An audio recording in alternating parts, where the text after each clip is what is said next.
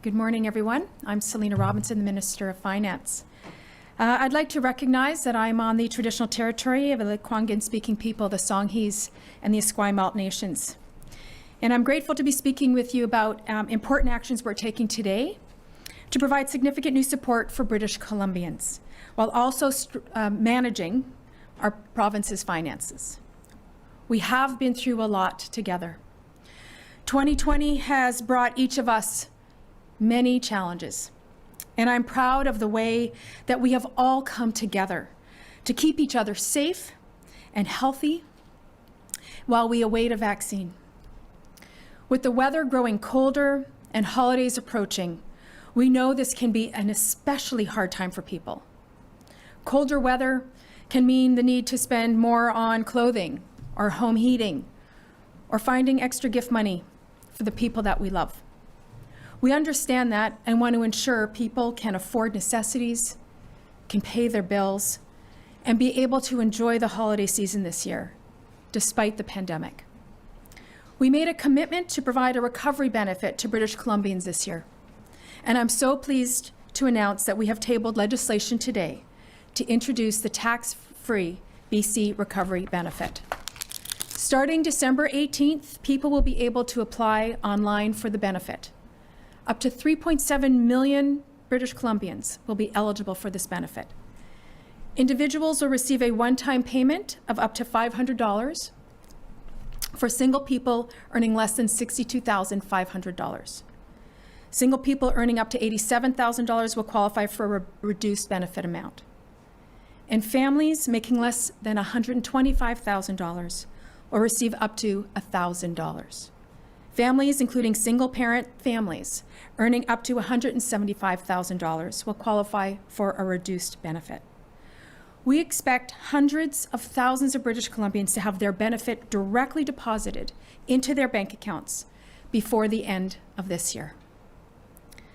This will give people some breathing room and peace of mind, a bit more to spend on groceries, on coats, on boots for their growing kids, and special gifts to lift our spirits. We know that the pandemic has disproportionately affected people with lower incomes in our province. That is why at the start of the pandemic, we temporarily enhanced income and disability assistance. People who need the support of income and disability assistance in our province can apply for the new recovery benefit as well. They will also automatically receive a recovery supplement, an additional $150 a month starting in January right through to March. Add that to the BC recovery benefit that they can apply for. That means individuals on income and disability assistance could receive up to an additional $950 over those months. And families with both parents receiving income and disability assistance could receive up to an additional $1,900 through these programs. Now, these benefits will also help stimulate our local economy and support small businesses that are working hard and providing good jobs for people. This is an important part about how we recover. I'm looking forward to the swift passage of the bill that will provide an additional $2 billion in support for British Columbians. Next week, I will also be providing an update on the province's finances. Before the session closes, I will release a fall economic and fiscal update to show our spending to date in support of British Columbians, the state of revenues coming in, and the resulted projected deficit. Meanwhile, work is underway for our next budget. We are doing the important work to build a robust and meaningful fiscal plan, a plan centered on looking out for people and families, investing in healthcare and seniors care to protect people and fight COVID-19, and building a recovery that includes everyone, not just those at the top. And while we do that work, we will continue to roll out support and new programs to help people and businesses recover. Thank you. I can now take some questions. Thank you, Minister. As a reminder to everybody on the phone, please press star 1 to enter the queue. You are limited to one question and one follow-up only. I would also ask that you please take your phones off mute. You are not audible until your name is called. First question is from Marcella Bernardo. Go ahead, Marcella. For taking my question. How soon can this money be delivered to people if they're applying on December 18th? If you, thank you for the question. It's good to hear your voice.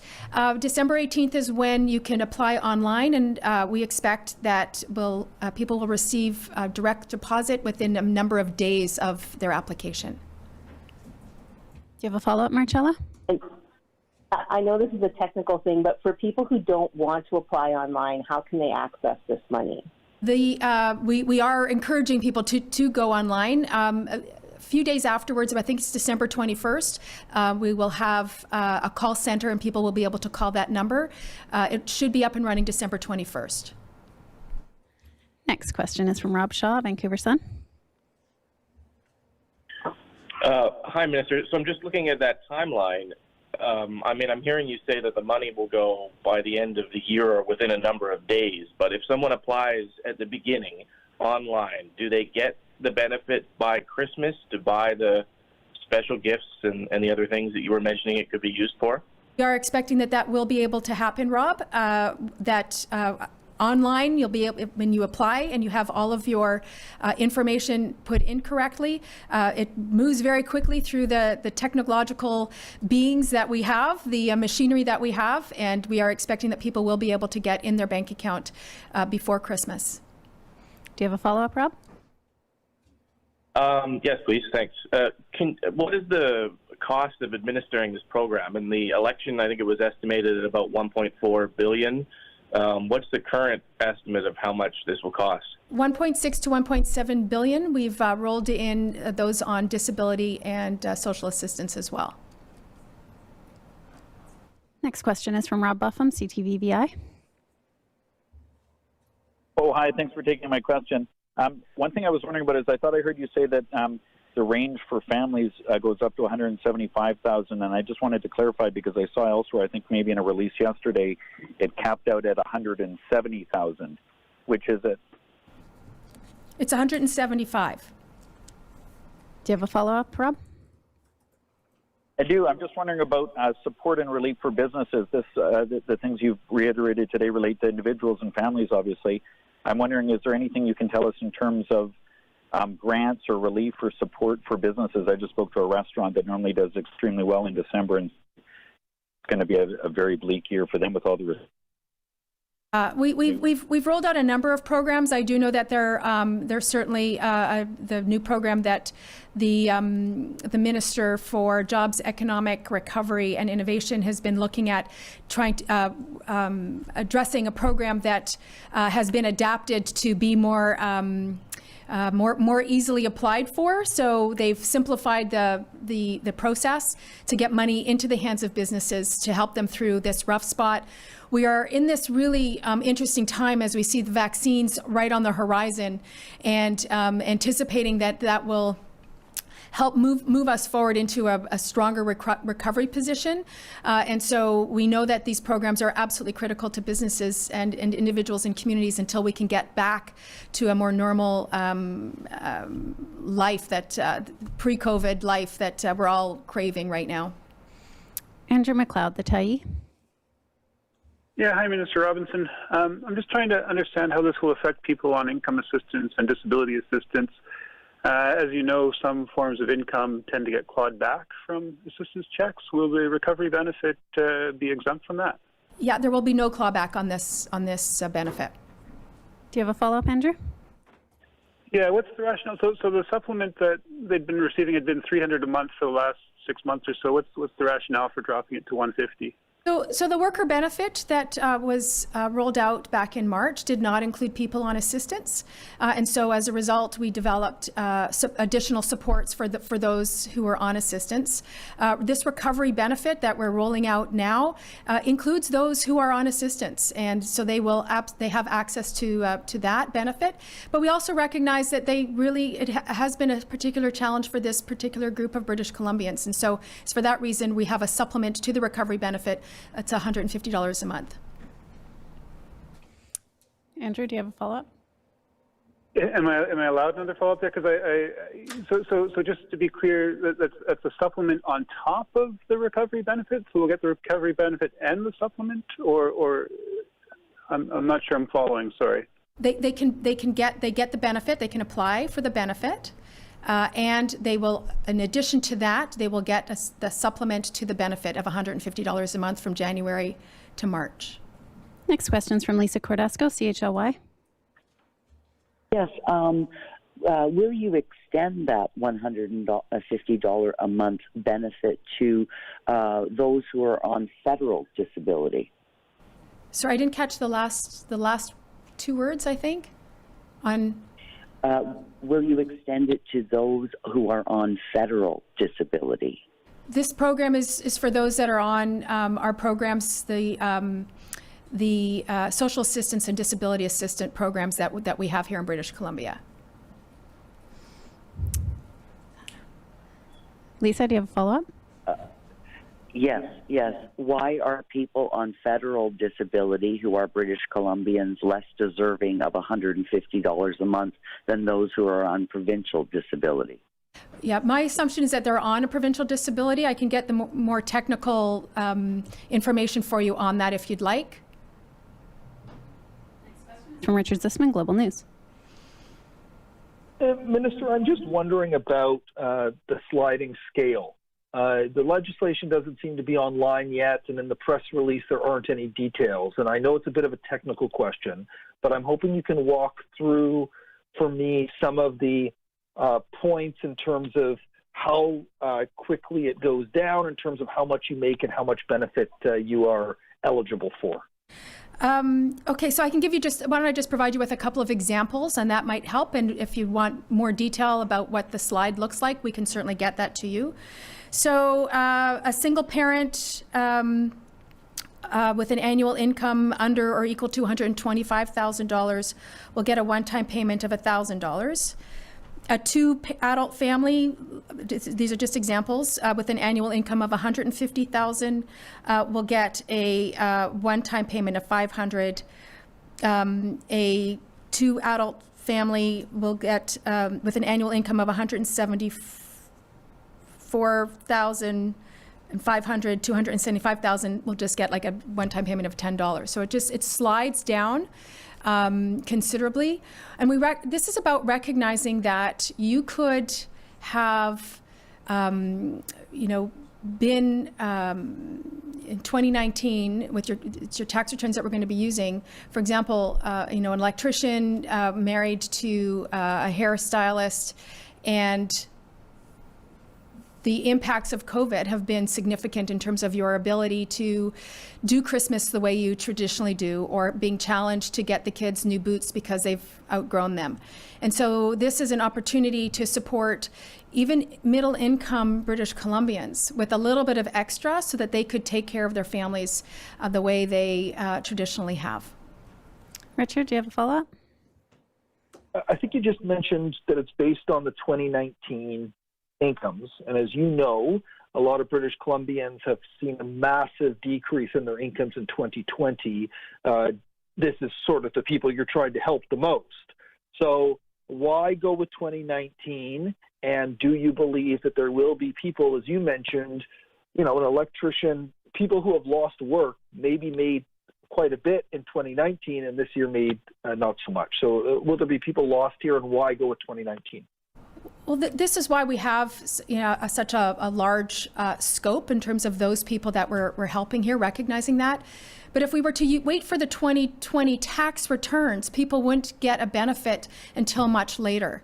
And people need help now. So this is the best tool that we have to help us deliver a benefit to people who need it. And we've have a significant threshold that allows us to get at those people who need it most. Glenn Korstrom, Business in Vancouver. Hi, just wondering about the verification. So it's an online registration or processing system. People just put in information. Is there any verification? Do you have authority to share information with Revenue Canada, or you're just taking whatever people put in? Thank you for the question. And yes, there's a significantly stringent verification process that staff have built into the system, making sure that we reduce any potential fraud, because it's really important that we get it into the hands of British Columbians. Glenn, do you have a follow-up? Yeah, I was going to ask about the 2019 year, but following up on your comment about the 2020, is it possible that we could see a second version of this in May or sometime into 2021? Well, what we've said as a government is we're here to help British Columbians through the pandemic, and we're committed to that. And we've been committed to that since March, not knowing how long this pandemic was going to last. I'm sure, like everyone around the world, have been watching very closely as this vaccine rolls out. And I believe in England we saw the first few folks get their shots, and it provided for me, just as a human being, tremendous relief to see that the vaccine is on the horizon, and I'm hopeful that we are seeing ourselves right at the cusp of this next phase, and hopeful that we'll have the vaccine and we'll have herd immunity built up in short order, so we can get back to our lives. We have one more question today from Les Lane at the Times Colonist.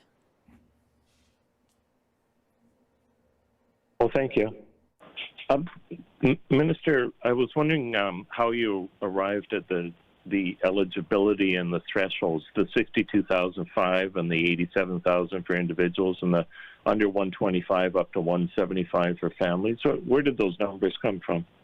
So what I had said earlier is we recognize that for using the 2019 returns, we also want to make sure that we capture those people who in 2020 may have been significantly impacted by by the pandemic.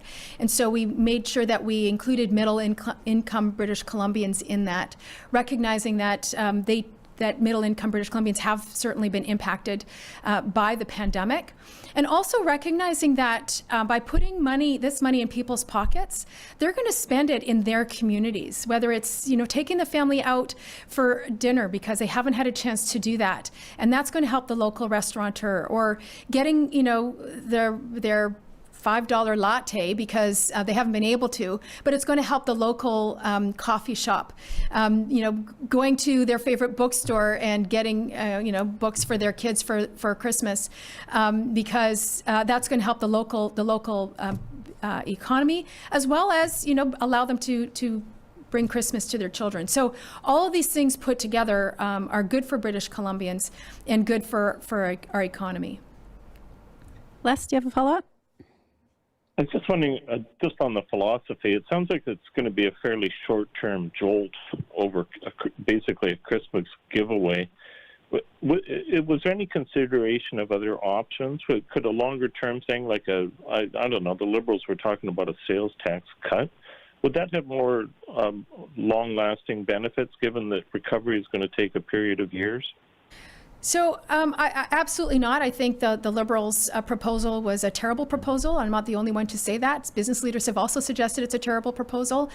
This is a proposal to get money into people's pockets right now. This is about people needing supports, and that's what we're doing here. We're delivering for people here in British Columbia. We also recognize the side benefit of supporting local businesses, and we are building a recovery together. We started that certainly with our recovery plan back in the fall. We're continuing to build that out, and we have more work to do. We are not stopping. We know that we have work to do as British Columbians to build back our economy better.